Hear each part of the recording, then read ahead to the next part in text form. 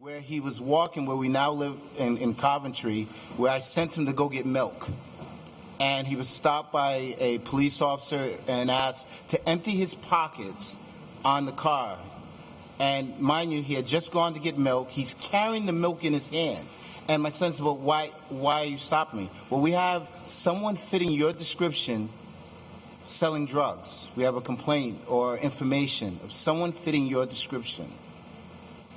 As soon as my son came home, he was extremely upset, emotional, to be honest.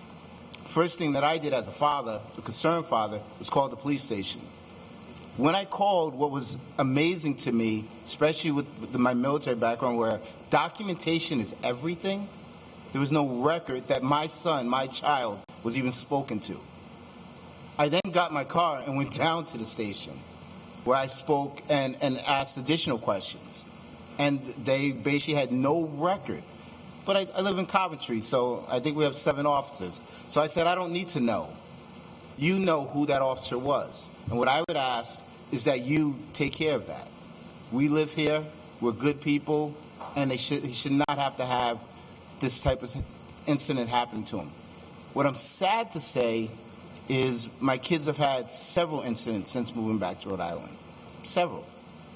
My 2 boys, who are now grown, moved. They live in Florida.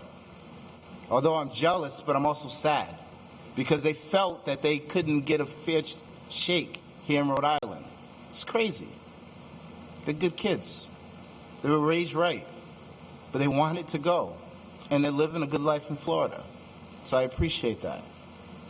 I have my youngest is just turning 18, and I had an opportunity to have a conversation with her about how she didn't like walking with her older brothers who are her protection, her foundation, because there are times that she would walk with them and be harassed, and it was always worse.